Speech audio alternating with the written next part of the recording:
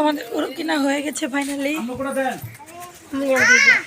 আসসালামু আলাইকুম, আশা করি ভালো আছেন। My name is welcome to my another video. আজকে আমি অনেক হ্যাপি, কারণ আজকে আমাদের গরু আনা হয়েছে। এই জন্য আজকে আমি আমার বোনকে নিয়ে আসছি, ছোটো বোনকে। আর আমি আজকে এত হ্যাপি যে কথা বলতে পারতেছি না। আমি আজকে অনেক খুশি যে আমরা এখন গরু আনে পড়েছি। এই যে আর দেখে থাকেন আমরা কী করি। তো সবাই কমেন্ট করে দেবেন গরুটা কেমন হয়েছে আমার মামুনির। তো টাটা।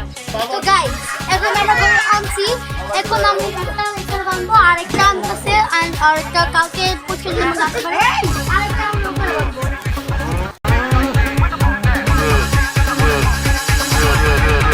হ্যালো হ্যালো জনগণ, সবাই শোনো দিয়া মন, আমি এসেছি এই হাট মাতাতে।